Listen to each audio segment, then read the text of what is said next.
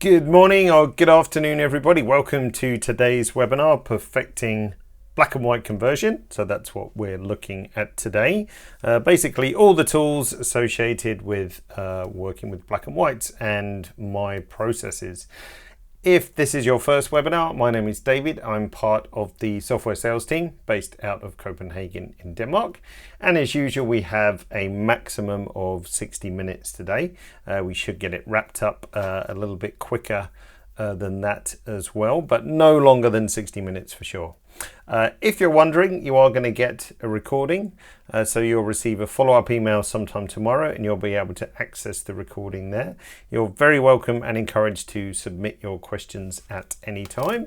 If you're on your Mac or your PC, at the bottom of your GoToWebinar control panel, you'll see the last box is called questions. You can put something in there that will come straight through to me. If you're on your Android device or iOS device, you'll see a question mark icon on the interface. Just tap that and you can get through to me as well. Also, when you leave, hopefully not before the end, please answer the exit survey. Just helps us keep going in the right direction with the content. So let us begin. So first of all, let me just start up the good old mouse locator. So this will just help you see on screen the mouse like this from time to time. Now the plan is today is to use these images you see on screen. So let me just reset that one. So we have just one to get started with, a street shot, then we're going to move to a nice landscape, and then we've got architectural interior shot with lots of fine detail, and then we're going to finish off with basically a portrait like so, under natural light. So first of all, let's cover off the basics with our gentleman here. Before we get to that, you may or may not know that if you right click anywhere up in this corner and say add tool tab, or sorry, I should say right click anywhere on the current tool tabs and say add tool tab right here, you'll find one that has been pre-made called black and white. And this loads up the styles and presets tool, black and white tool, perhaps fairly obviously, exposure, levels and curve, clarity, vignetting and film grain. So the kind of tools that you're probably going to use when you're doing a black and white conversion.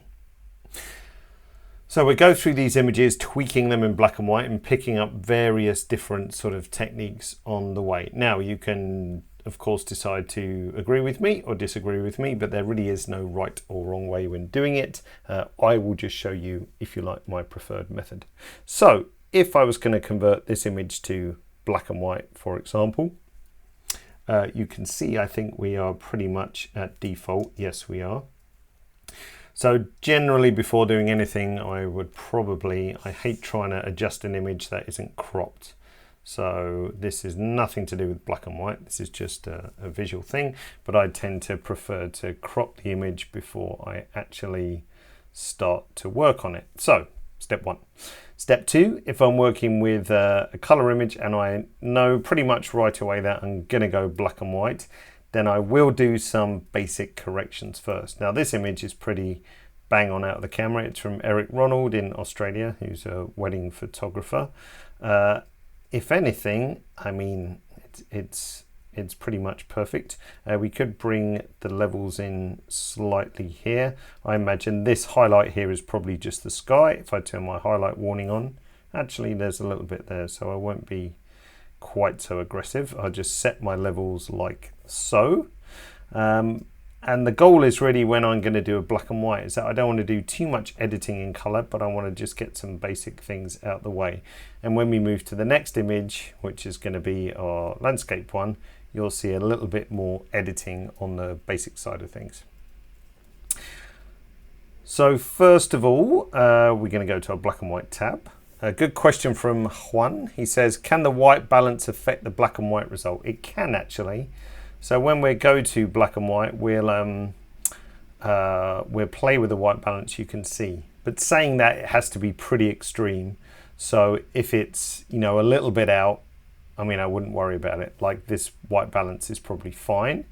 but if it was a color image, I might perhaps go for a colder look or whatever. But as it's going to black and white, you're only going to notice a difference when we get to the extremes.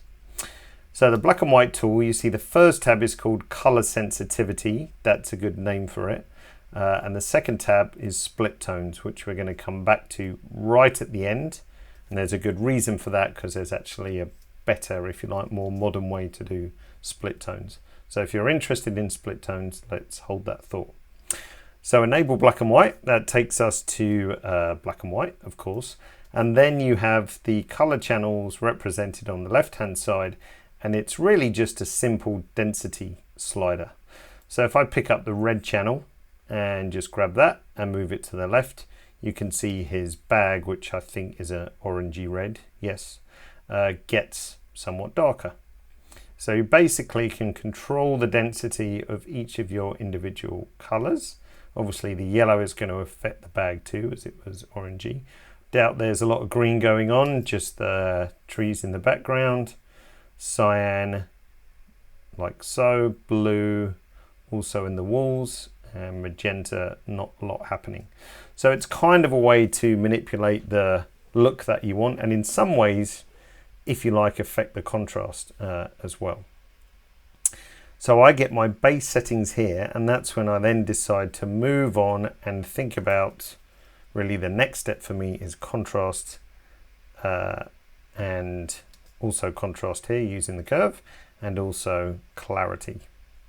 Now going back to Juan's question with white balance, if I just pull this white balance around a bit, actually you can see in this case, because we did prove myself a liar from my first answer, because we did some quite bigger edits in the blue channel down here, which has quite an effect on the bricks. And as you can see, if we just take black and white off, if I then manipulate my white balance, you can see it does have quite a dramatic effect. You will find on other images it doesn't have quite so much effect. So you know what? That's also not a bad thing to look at, and just play with the white balance as well, also to see how that moderates the image.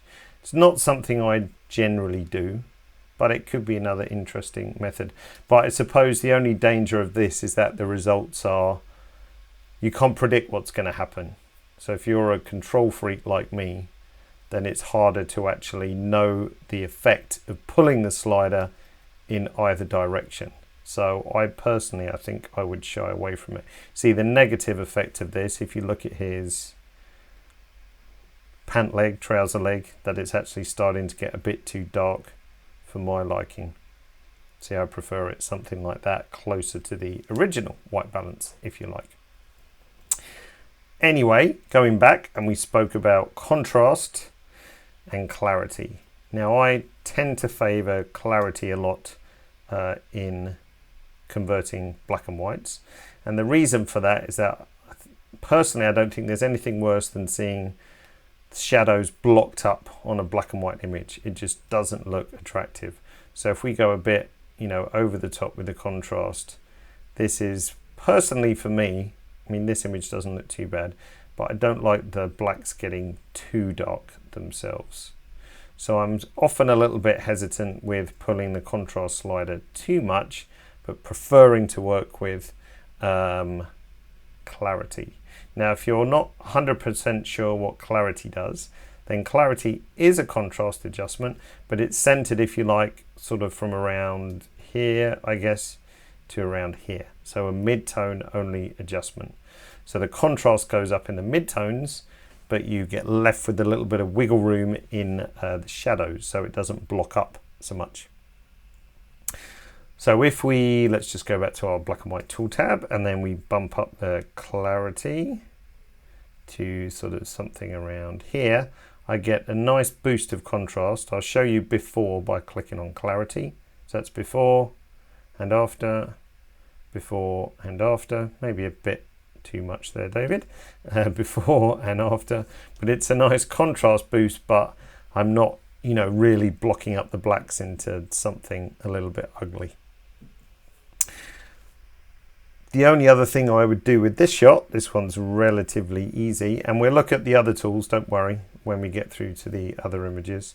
Just looking at his shirt sleeve, ever so slightly too bright for my liking, so that's just a simple bit of highlight recovery like so, and it also benefits the wall in the background too. And Dan quite rightly says if you go back to colour, which is quite often you could have got this far and thought, you know what, I don't like this as black and white, I'm going to take the black and white off, and then your white balance is going to be, you know, way off as such. So I don't tend to like to use white balance as a method for adjusting the black and white, so that's a good point. Can I save the sensitivity channels as a preset to apply it to other images? Yeah, absolutely. So if you've settled on a slider position that you like, you can just save that as a preset. So you can already see there's some presets here which do a similar thing. So yes, absolutely. So if you know a particular look or a particular image, you know, fits well with a certain bunch of sliders, then yes, absolutely, you could save that. Clifford says, how was I, basically what you're asking was, how was I resetting clarity? On any tool, if you click on the name, the label, I guess that's a good word, that will temporarily reset just that slider, like so. So if I whack up contrast and click on that, you can see before and after. So it's a good way just to preview one slider, like so. So that's the basics of making a black and white. So let's look at something else and we will go a bit further. Let's read, I think this is reset, yep. First of all, crop again, I'm just going to lose a bit of the sky and a little bit of the foreground. Now this image, as you can see, is much flatter. Probably a little bit too dark, but I don't want to lose the moon. So I'm going to go up exposure wise slightly. And then maybe a bit of brightness, which is basically just going to improve the midtones, but stay away from my highlights, which is quite important because we've got a nice sort of subtle gradation here, and we've got our moon, of course, so we don't want to go too heavy-handed with exposure and lose all that nice subtlety. So I'll settle on something like that, and then also to take away some of the flatness is to pull in the shadows on the levels. We didn't have to do this with the first one because otherwise we would have lost all our shadow detail. Where's the black and white? There it is. See, we're right on the limit there. So look at the histogram. It's absolutely spot on. So if we were in danger of pulling any of this in, then we're going to fill in our blacks. And I personally don't like that look. But in this case, we can afford to do it. We can pull that in and maybe also even the highlights. Just being careful not to clip and giving us a bit of wiggle room like so. So now we've got a better equalized image. It's still like really flat, but as we're going to go to black and white, I don't want to start playing around with contrast now, because remember in the black and white tool, we're going to affect contrast to some extent with the different densities. So enable black and white. Red, I imagine, is going to affect some of our landscape. So you see it's just that range in the back.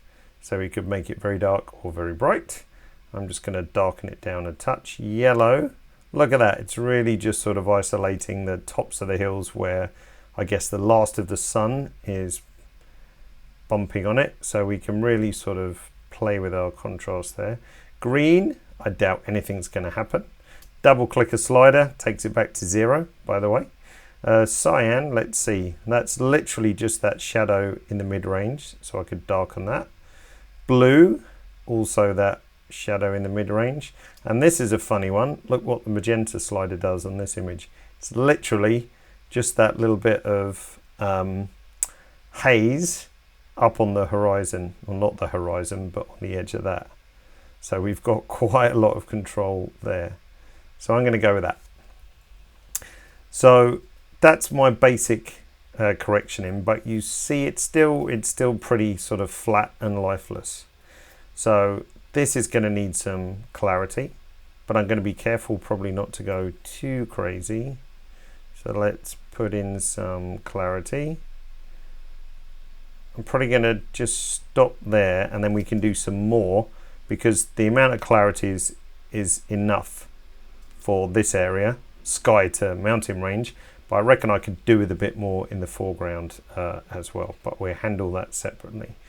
Also, for some overall contrast, this is where we can talk a bit about curves. Now we have two choices, RGB and Luma.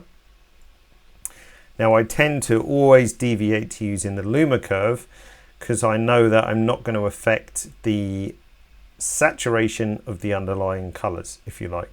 So you'll see right now, if I grab saturation and go all the way up or all the way down, see it has quite a big effect to the image. So of course, when we use an RGB curve, let's just turn off black and white for a second. When we use an RGB curve to put contrast in, then the saturation of the image does go up a fair bit as well. When we use a Luma curve, then the saturation doesn't change. So if I've carefully set my sort of color sensitivity densities here, I don't want to then screw it up by using an RGB curve.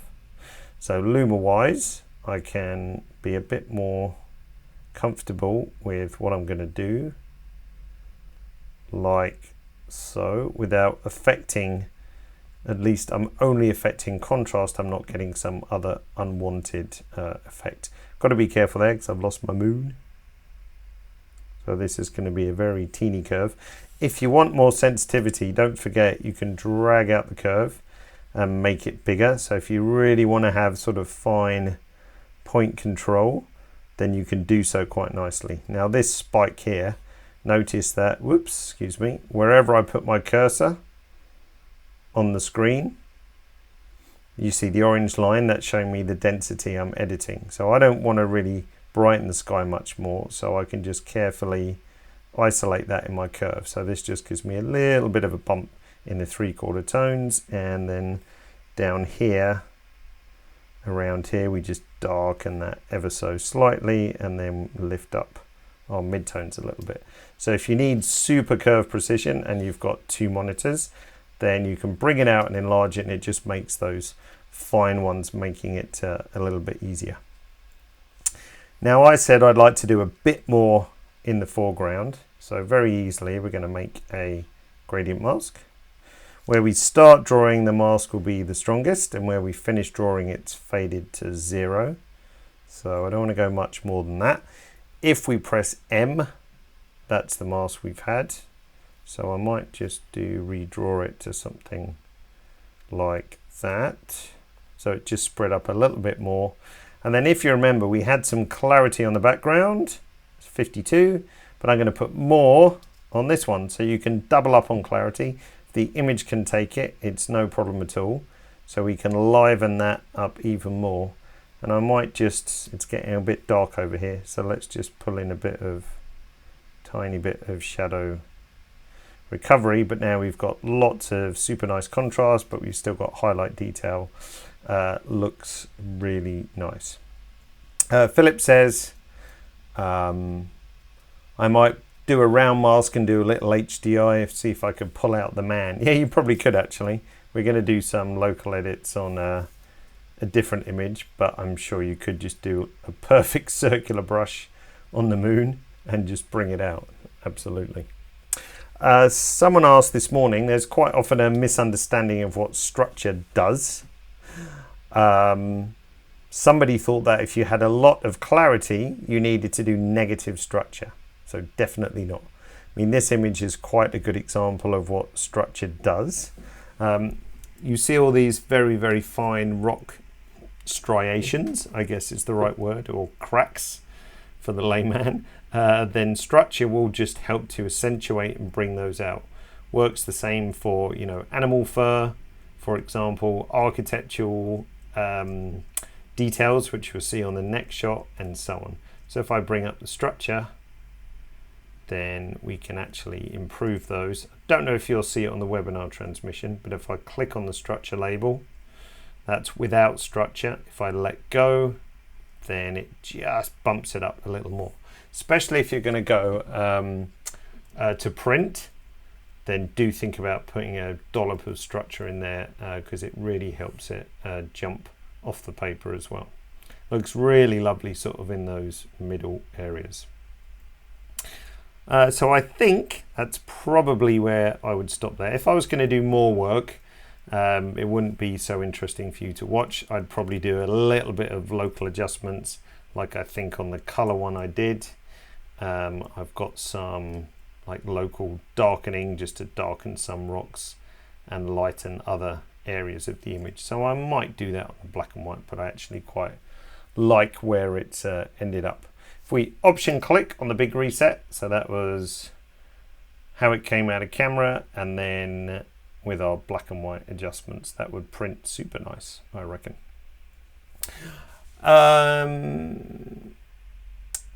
Pascal says, positions of floating windows, are they stored when you save a workspace? Yes.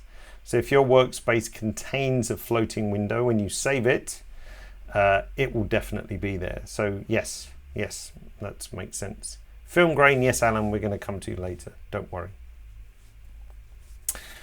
Alrighty. I think we're stopped with that image, and we go to the next one. So this one's almost the same. A little bit different. Oh, let's reset him back to default. Just going to get the crop from the other image.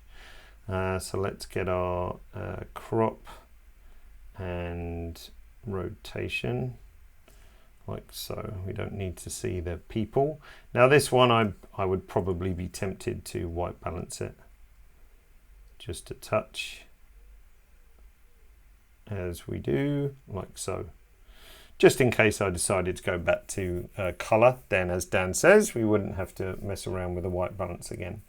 So this is the Mercedes Museum in Stuttgart, I think. Correct me if I'm wrong, if there's any Germans out there. Very photogenic place. This was shot by my colleague Drew, who works with our camera systems. Pretty bang on out of camera. I mean, the histogram might look a little bit alarming because it's all kind of bunched up to the right hand side, but it is a high key shot.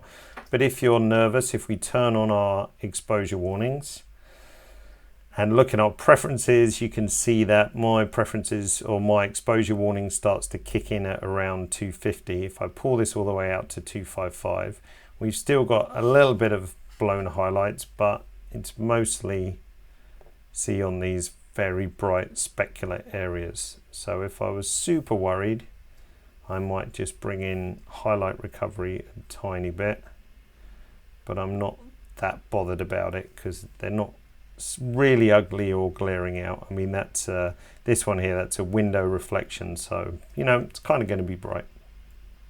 But we could always drop the exposure down a tad and then bring up the brightness, and then that might help us ever so slightly. But as I said, I'm not super worried about those highlights. So that's a good start point for this image. We don't have any other sort of edits in terms of contrast and so on. If we go to black and white, this image is a good exercise because as soon as we enable black and white and we play with the various sliders, see this one is really just editing our horse friend. Yellow does a little bit to the concrete over the back and to some extent on him. Green, barely any effect. Cyan, a little bit in the top right. Blue to the ceiling to some extent, and magenta, pretty much nothing. So we don't have really a lot of scope for editing with these sliders, so it's more likely going to be necessary to use our other tools as we've done before. So if you don't see a huge change in the image using these, don't worry, it's just because there's not that abundance of color data there in the first place to do it. Again, with structure, let's zoom in on this guy and look at his fur. Hopefully you can see it on webinar quality. If we up the structure only just a little bit, and then let's preview it. So before and then after, it just brings it out a little bit extra, and all those crisscrosses on the architectural details in the background, and also like these punch hole panels and so on, and up on the grids on the lights, that all gets an extra little bit of buzz. So that's really super nice. But as I said, this image is really a doddle to edit. I might throw in a tiny bit more contrast, not much. Again, being careful of those highlights. And that would pretty much be it. So you don't necessarily have to do loads of work to get a nice black and white image. A couple of you asked, what's the LCC I've seen used on these pictures? Well, this was shot with a technical camera. So a wide angle lens on a technical camera. So this one is without its LCC. Let's just put this one on. So what LCC does is basically compensate for any sort of color cast that might be on the image. You can use it for dust removal and also for correcting any vignetting. So the idea is with an LCC is that you shoot a semi-transparent filter.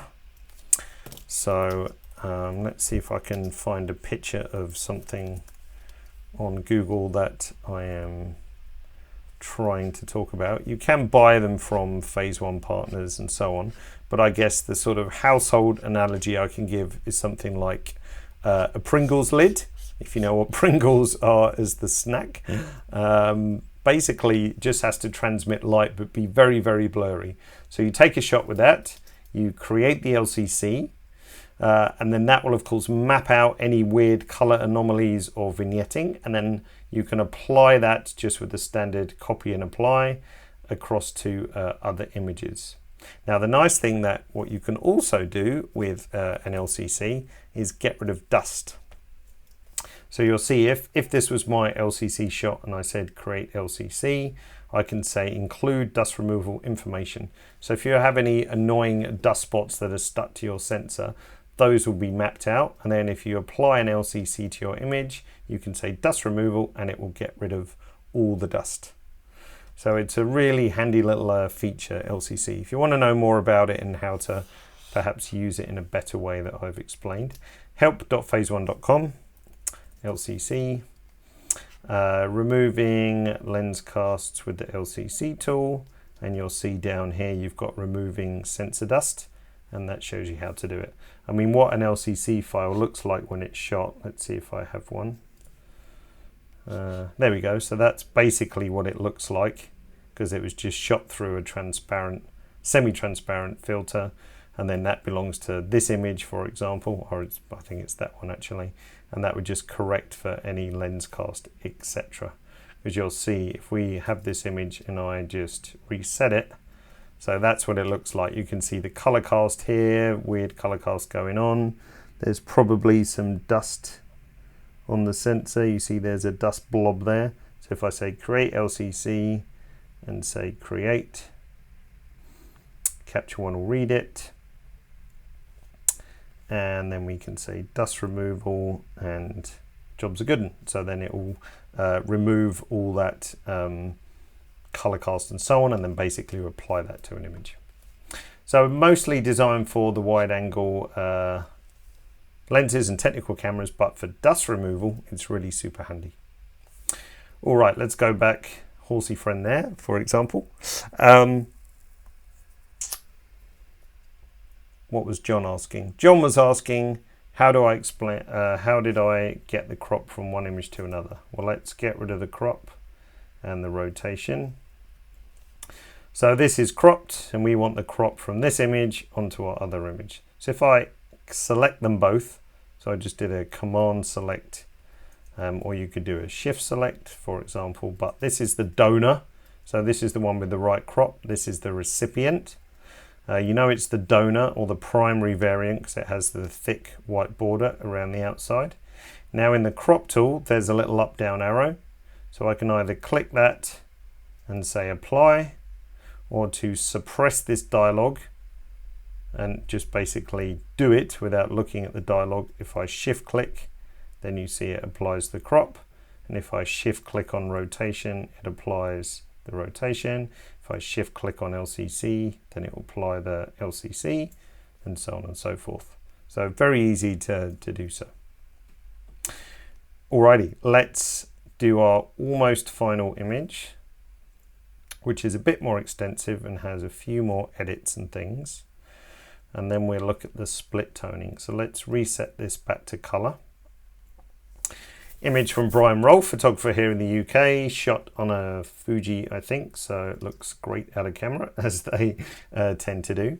Now again, this is where we can talk about exposure versus brightness. So you see it's a little bit underexposed, but if I was to correct that with exposure, so something like this, kind of brightens up the background, and the right hand side of her face gets a bit too much on the warm side. We don't need the background to get brighter, so let's just reset that back. What we only really want to get brighter is this bit, and that's kind of more of a mid-tone. So if I put my cursor on just her head there, look at where the orange line pops up on the levels. It's pretty much bang on a mid-tone. So if we grab brightness and just move that up, and you can see like the little bump in the histogram getting bigger, but the tail of it is not moving a great deal, like so. So if we do exposure, see the whole histogram slides to the right, if you like. And I don't really need that. We just want to do this, like so. So the shadow area kind of pretty much stays in the same place. Again, if we did exposure, it's kind of sliding along, eking its way. That shadow zone is stretching out a little bit as well. So really we only need to just bring up the brightness a bit, just so her face brightens. White balance here, I'd probably go a bit warmer, if anything, ever so slightly. A bit more brightness again, and we're good for that. Now if I'm worried about this getting too dark, too bright, then we could actually just pull in the shadows a tiny touch, like so. So that's a good start point for her. We could always bring up highlight recovery a little bit if we wanted a bit more detail in the shirt. Now I don't need to do much more to that before we go to black and white. I'm not going to change the crop. Let's go to black and white, turn on enable black and white, like so. Now when you're playing with skin tones, just be aware, of course, the red and yellow sliders are going to have the most dramatic impact on the skin. So if we just dramatically pull these around, then you can see what's happening. So I'd say don't go too crazy with it, because if you do a lot of, say, the red, then it just, as you can see, looks really unpleasant. So if you want to change density, then use a different tool. But I might just darken her red and yellow channels down a little bit. If we just zoom into 100%, there's nothing weird going on, still looks pretty good. So happy with that. Again, Luma channel, a little bit more contrasty goodness. Now I'm losing her hair to some extent, but I'm not worried about that because we're going to fix that in a minute. And ever so slightly, maybe a tiny bit of clarity, but not too much, just a bit. So if we see, let's option click on the curve to see before and after. So I like the added contrast, but we're going to fix what's going on with the hair, and the extra little bit of clarity, just a tiny bit, is good. Now I wouldn't add structure here because it's going to enhance, I mean, she's got great skin anyway, but we don't need to enhance skin structure at all. What I might do on this one is, because I'm going to add grain, I'm just going to turn the sharpening off, like so. I mean, we could even do negative clarity on this if we wanted to, just to soften it slightly. Why don't we do that? Let's do negative clarity, no reason why not. We can do negative structure as well, which will also have a skin softening effect. Okay, so what I said about the hair here, that's gone a bit too dark. We're sort of looking into a bit of a black hole here, which is not quite so nice. So what we're going to do is locally just bump that up a bit. Now the way I tend to do this is I want to pre-visualize what my adjustment is going to do. Because I could think, all right, well, I'm going to draw a mask here and then I'm going to brighten it. But I prefer to get the adjustment nailed down first and then brush it in where needed. So I'm going to make a new, whoops, that was too quick. I'm going to make a new filled layer. So a filled layer means that it's basically a mask shown here in red over the whole image. So all I'm going to do now is just look at this area and see what I can do to make it better. So I'm going to add some shadow recovery, maybe a little bit of brightness too, because I like the wispy bits of hair here. And maybe if we did some clarity, it might define it more as well. So it looks great here. I don't care that it's kind of ruined the rest of the image, because what I'm going to do now is right click and say clear the mask. So that's going to delete any mask on the image but keep the underlying adjustments. So clear mask, it's gone, but you'll see if we go on level 1, it's got my brightness, my shadow recovery, clarity, and so on.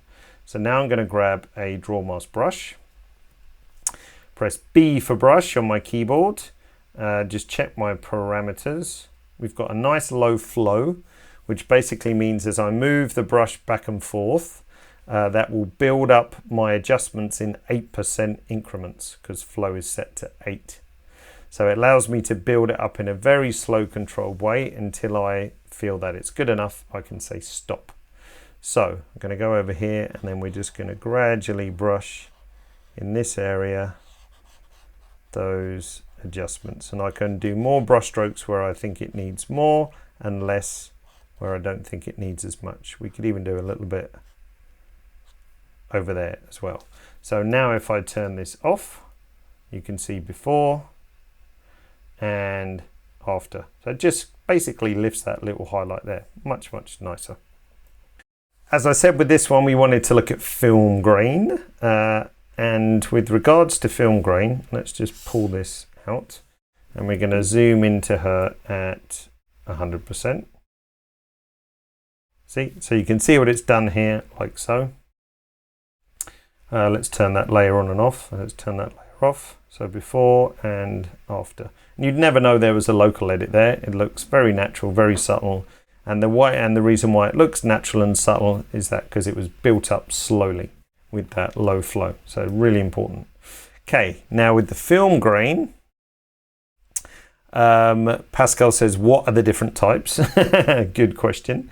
So we've got 5 different film grain types here. Now, an important distinction between the way Capture One works and other applications that might add film grain is that we don't just add like an overlay of a scan.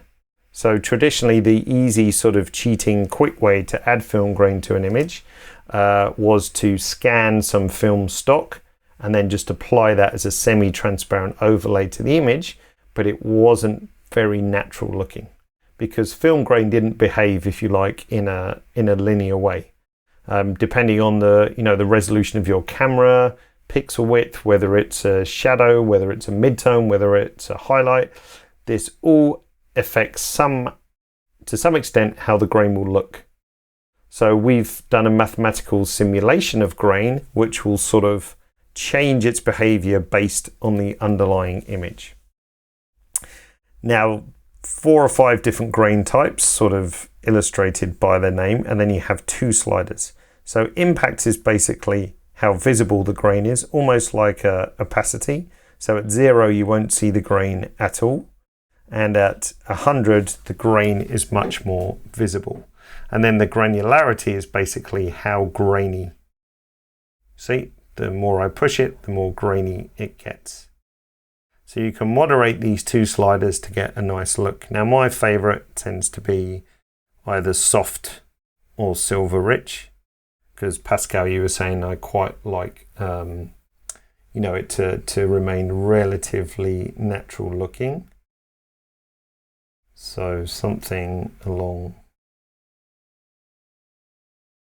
maybe I prefer silver rich for this particular shot. I don't have like, I always choose this type and these 2 sliders. I think it very much depends on the image that you're looking at, and it's always worth having a quick whiz around just to make sure everything's looking great, and so on and so forth. You'll see harsh grain, that's like super high speed film. Tabular grain, slightly different shape. Cubic grain, slightly different shape again, a bit more subtle. Soft grain, quite similar to cubic, and then silver rich, bit sort of chunkier. But in this case, I think I'm going to go for silver rich. I personally think it's the best sort of grain emulation you can get on the market. No one else does it in the same way as this. So if you've been using a different application to add grain to images, do give Capture One a go, because I think it definitely gives the nicest result. John says, why use a low flow when you've already got the look you wanted? Why not 100%? Because it just gives me that extra bit of flexibility. If I brush in at 100%, bang, it puts the whole lot in one brush stroke. And I actually wanted to do a bit more here than a little bit more here.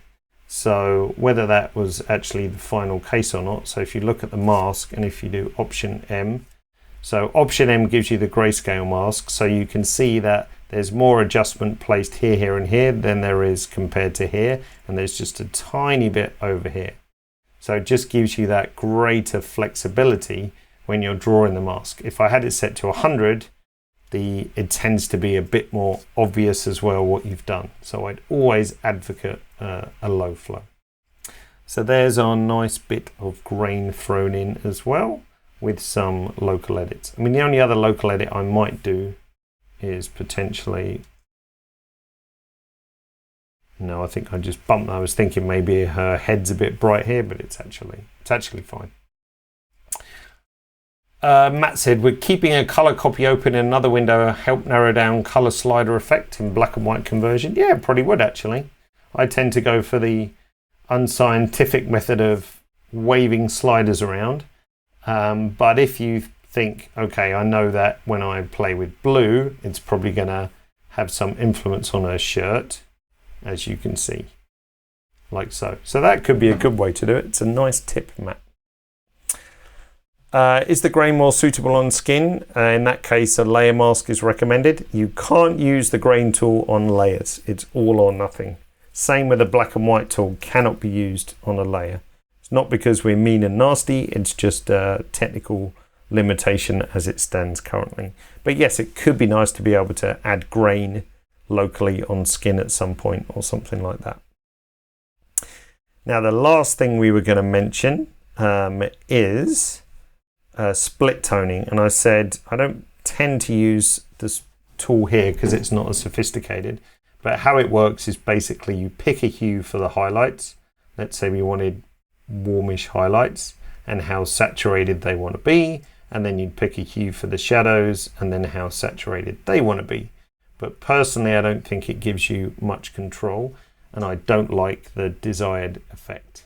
So what I tend to rather prefer to do is let's clone this variant. So we've just got another copy of it. I'm going to turn off black and white. So that's our edited image just with our grain and our little local adjustment bump there. I'm going to make a new layer, filled. So again, that's with the mask on the whole image like so. And we're going to call this almost black and white.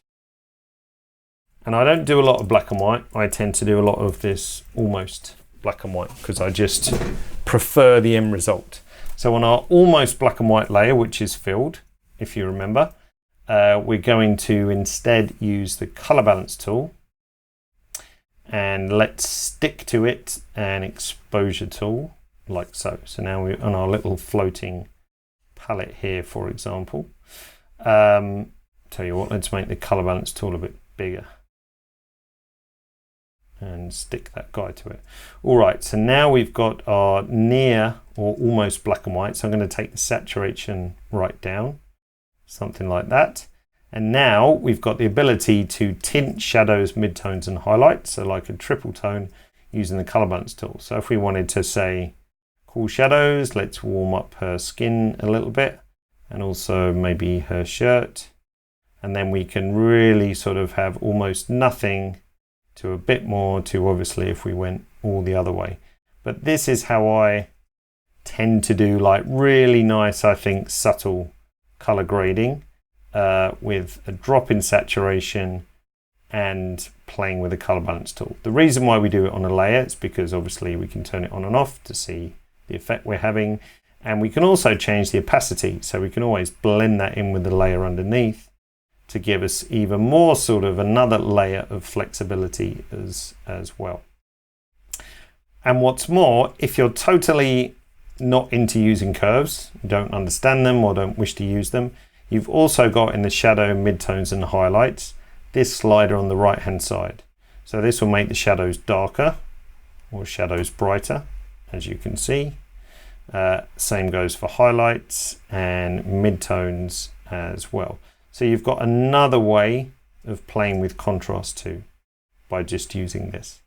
So I would say if you're into split toning, this tool kind of pales into comparison a bit what you can do with the color balance tool, especially when you put it on a layer and add a little bit of a desaturate as well. Can you have black and white with selective color, say a single rose is red but the rest of the image black and white? Clifford was asking. Yes, you could, but you wouldn't be able to use the black and white tool. You'd have to desaturate the image and then just punch a hole in your black and white. I mean, someone said, could we keep the eye color? So what we would do is, so if you wanted to keep the eye color, remember this is the mask on the whole image. So what we would do is we would grab our erase mask brush, make it a bit smaller, whatever, and then you would just zap out the mask on a rise, for example, and then that way you could keep the color. I'll do it for real, but sometimes GoToWebinar doesn't like local adjustments when we're zoomed at 100%. It can freeze the feed. So what I'm going to do is I'm just going to make my brush a bit smaller, probably around here, and then now let's try get my erase brush out, and then let's just, we then take out her eye color, just delete the mask where her eyes are, and this could be your red rose analogy. Then basically the mask wouldn't have any effect on this particular section. So that could do exactly the same as what you were suggesting. So George, yes, you could keep the eye color. So if we look at our mask, we've just basically blasted a hole. That looks freaky, doesn't it? We've just knocked a hole in the mask to keep the eye color. What do you recommend doing color grading, black, white, etc. at the beginning or better at the end of the whole editing process? Well, if I'm color grading, I tend to prefer to do it at the end on a layer like this. So always have a color grading layer because you can turn it on and off. You can change the opacity of it to be, less aggressive or more aggressive and so on. So I would always say do it at the end, definitely. Let's see. I think we got all the questions there for some reason. Yes, we did get all the questions. Pascal also says maybe white balance at the beginning and an artsy color look at the end. Yeah, I think I wouldn't start trying to color grade with an image that was not correctly exposed or didn't have the white balance or something like that. It's almost like the final process you do to get the final look of your image, for example. So absolutely yes, I tend to do that at the end. Let's just clone this variant again, for example. Let's say if we didn't do the eye zap thing, I mean there's infinite possibilities. We could go, if you wanted to just say do a tone of the whole image, if you go to the master tab, then we could just warm everything up or cool everything down like so. So you could just, go for a particular tone in that respect. Infinite possibilities. So we could just warm everything up. We could have colder highlights or whatever. We could go a little bit red. That just, the sky's the limit. And the further you move that out, the stronger it is. But with a lower saturation, you have quite a lot of flexibility with what you can do here compared to a higher saturation. So I really like this combination myself. Good question from Alan. Is taking saturation down to 0 the same as the black and white tool? No, you have less control, basically. So if you actually want to do a black and white, pure black and white image, it's best to do it here because you can change the various densities of those color channels. But if you're into like nice little subtle low saturated color grades, then there's nothing wrong with doing it this way as well. Alrighty, I think that takes us to the end. How do we do? 50 minutes, so a bit less than an hour then. That's good. That's helpful. Now, normally at this point, we talk about when the next webinar is going to be. That's probably not going to be for a while because we're moving into the sort of late summer, autumn, and there's lots of events and things going on. Photokina as the big one, of course, the one that we can't avoid. So I'll be off there and a few other places and a vacation in the meantime. So look out for webinars coming up sometime in October. In the meantime, don't forget you can go to learn.phase1.com. This is where this webinar will pop up tomorrow. You can filter by topic. So let's say you want to know about color editing and you're at sort of intermediate level, then you'll get a suggestion of what you could watch. Or if you want to just look at webinars, getting started, then you won't find any. Or some beginners like so. So don't forget to immerse yourself in the Learning Hub if you need help. And then when you click on, obviously, something like this, you can either watch it here or you can bounce out to YouTube if you wish. But it's a much easier way to find what you're looking for. Also, on the right-hand side, you can sign up to the newsletter. You can see old Capture One 10 webinars.